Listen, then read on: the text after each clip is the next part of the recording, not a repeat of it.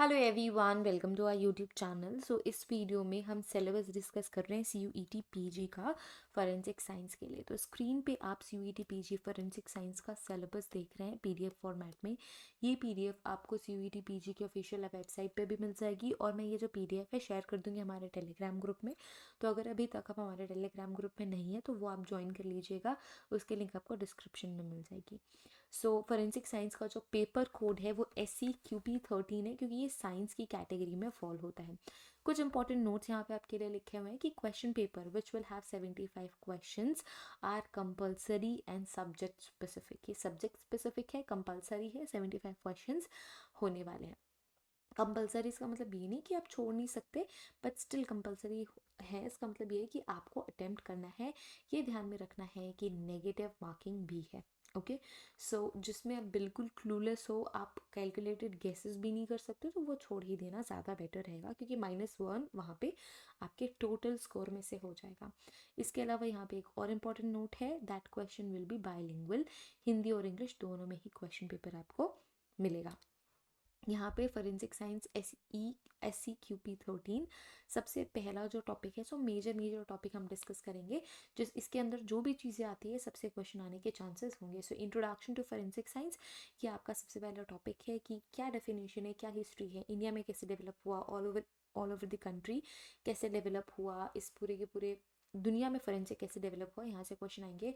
Principle of forensic science, again very important, क्या significance है, कैसा ऑर्गेनाइजेशनल सेटअप होता है, क्या फंक्शन होता है स्टेट और सेंट्रल फोरेंसिक लेबोरेटरी का, एथिक्स क्यों इंपॉर्टेंट है फोरेंसिक साइंस में, इन सब चीज़ों से रिलेटेड क्वेश्चंस आएंगे। नेक्स्ट जो टॉपिक इंपॉर्टेंट है वो है फिजिकल एविडेंसेस। फिजिकल एविडेंस की जो डेफिनेशन है वो फोरेंसिक के परस्पेक्टिव से, लीगल परस्पेक्टिव से क्या कैसे होगी, ये सारे इंपॉर्टेंट है। कितने तरीके के एविडेंसेस होते हैं, कितने तरीके के फिजिकल एविडेंसेस होते हैं, class and individual characteristic, different searching method, किस तरीके से आप एविडेंसेस को लोकेट करोगे, चेन ऑफ कस्टडी क्या है, चेन ऑफ कस्टडी की इंपॉर्टेंस क्या होती है एविडेंस की वैलिडिटी में, ये सारी चीज़ें आपको याद रखनी है। ये सारी चीज़ें बहुत इंपॉर्टेंट है, क्वेश्चंस यहाँ से आएंगे। नेक्स्ट जो टॉपिक है वो fundamental of police. Fundamental of police में आपको ये ध्यान में रखना है कि पुलिस सिस्टम क्या है, हमारा इंडियन कॉन्स्टिट्यूशन क्या है, इंडियन कॉन्स्टिट्यूशन में पुलिस का क्या इंपॉर्टेंट रोल है। ठीक है, जो जनरल ऑर्गेनाइजेशनल सेटअप होता है पुलिस का स्टेट और रेंज लेवल पे या फिर सेंट्रल लेवल पे, वो क्या होता है, ये आपको इन्फॉर्मेशन होनी चाहिए। इसके अलावा स्ट्रक्चर फंक्शन आपको पता होना चाहिए। BSF, Assam rifle, CRPF, CISF, ये सारी की सारी डिफरेंट पुलिस कैटेगरीज हैं जिनका फंक्शन आपको पता होना चाहिए, जिनका स्ट्रक्चर आपको पता होना चाहिए। NSG, BPRND, CBI, IB, raw, NCRB, NICFS, NPA और UT पुलिस फोर्सेस। तो यहाँ पे फोकस करेंगे, यहाँ से क्वेश्चंस जरूर आएंगे। पिछले CUET PG में भी यहाँ से क्वेश्चंस आए हैं। Next we have police science. Now police science और फंडामेंटल ऑफ पुलिस साइंस में डिफरेंस क्या है। फंडामेंटल ऑफ पुलिस में आपको ऑर्गेनाइजेशनल सेटअप पता होना चाहिए, स्ट्रक्चर फंक्शन पता होना चाहिए। बट जो पुलिस साइंस है उसमें इन्वेस्टिगेटर क्या होता है, इन्वेस्टिगेटर क्या करता है, उसकी क्वालिफिकेशन क्या होना चाहिए, क्या जनरल गाइडलाइंस है, ये सारी चीज़ें आती हैं। कि किस तरीके से विटनेस को इंटरव्यू करते हैं, किस तरीके से सस्पेक्ट को इंटेरोगेट करते हैं, ये सारी की सारी चीज़ें पुलिस साइंस के अंदर आती है। This is your next topic. Next we have crime, scene of crime. Okay, scene of crime का मीनिंग क्या है, क्राइम का मीनिंग क्या है, टाइप्स क्या है, प्रोटेक्शन किस तरीके से आप सीन ऑफ क्राइम की करते हो, या फिर क्राइम सीन का डॉक्यूमेंटेशन क्या है। तो प्रोटेक्शन, डॉक्यूमेंटेशन, इसके अलावा किस तरीके की गाइडलाइंस आपको फॉलो करनी होती है, कब आपकी एविडेंसेस या क्राइम सीन को जिस तरीके से आप प्रोसेस करते हो वो कोर्ट में एडमिसिबल होगा या नहीं होगा, मतलब कोर्ट उसको मानेगा या नहीं मानेगा, या जो डिफरेंट तरीके की वीडियोग्राफी है उनका क्या इंपॉर्टेंट रोल है आफ्टर क्रिएटिंग द एविडेंस। ये सारी चीज़ें आपको सीन ऑफ क्राइम में पढ़नी है। इसके बाद आ जाती है मैनेजमेंट और रिकंस्ट्रक्शन।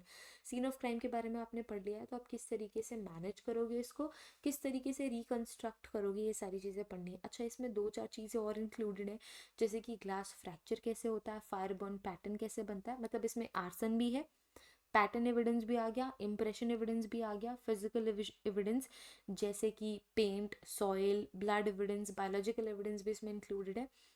ये सारी चीज़ें बेसिकली आपको क्राइम सीन से जितने भी तरीके के एविडेंसेस मिल सकते हैं सबको किस तरीके से कलेक्ट करना है, प्रोसेस करना है, एग्जामिनेशन, ये सारी चीज़ें आपको पढ़नी है। इसके अलावा रिपोर्ट राइटिंग एक बहुत इंपॉर्टेंट टॉपिक है यहाँ पे कि जब आपने सारा का सारा एग्जामिनेशन कर लिया, एनालिसिस कर लिया, लास्ट में एक फोरेंसिक साइंटिस्ट या जो साइंटिफिक ऑफिसर है वो किस तरीके से रिपोर्ट क्रिएट करता है जो कि कोर्ट में जाएगी, ये सारी चीज़ें। Next we have Indian penal code 1860। इसके कुछ इंपॉर्टेंट सेक्शंस हैं जो कि रिलेटेड है पर्सन से, जो कि इंपॉर्टेंट अमेंडमेंट्स भी इंक्लूड करता है। इसके अलावा प्रॉपर्टी के अगेंस्ट क्या क्या क्राइम हो रहा है, और इंडियन एविडेंस एक्ट के कुछ इंपॉर्टेंट सेक्शंस आपको पढ़ने हैं। Next we have fingerprint document and other impression. So fingerprint का सारा बैकग्राउंड आपको पढ़ना है, हिस्ट्री, टाइप्स, कितने पैटर्न्स होते हैं, क्या क्लासिफिकेशन है, कौन कौन से क्लासिफिकेशन है, कैसे सिक्योर करोगे, कैसे प्रोसेस करोगे, एंड क्या इनका इंपॉर्टेंस है, किस तरीके से फिंगरप्रिंट मैच करोगे, ये सारा कुछ। डॉक्यूमेंट की अगर मैं बात करूँ, सो डॉक्यूमेंट में क्वेश्चन डॉक्यूमेंट क्या है, टाइप्स क्या होते हैं क्वेश्चन डॉक्यूमेंट की, किस तरीके के इंस्ट्रूमेंट डॉक्यूमेंट बनाने के लिए क्रिएट होते हैं, कैरेक्टरिस्टिक, एग्जामिनेशन, पेपर के इंक, एज ऑफ डॉक्यूमेंट, किस तरीके से एग्जामिनेशन करोगे, कौन कौन से टूल्स के थ्रू आप डॉक्यूमेंट एग्जामिन करोगे, ये सारी की सारी चीज़ें इसमें इंक्लूड होती हैं। इसके बाद फिर डॉक्यूमेंटेशन में ही हैंड राइटिंग का भी एक पोर्शन है जिसमें हैंड राइटिंग एग्जामिनेशन आती है। तो इसमें हैंड राइटिंग के क्या कैरेक्टर है, कैसे आप पता करोगे कि दो हैंड राइटिंग सेम पर्सन से क्रिएट करी गई हैं, या फिर जो दो डिफरेंट हैंड राइटिंग्स है वो अलग अलग पर्सन ने लिखी हैं, तो ये सारे कैरेक्टरिस्टिक्स। इसके अलावा कौन कौन से ऐसे फैक्टर्स हैं जो हैंड राइटिंग को अफेक्ट करते हैं।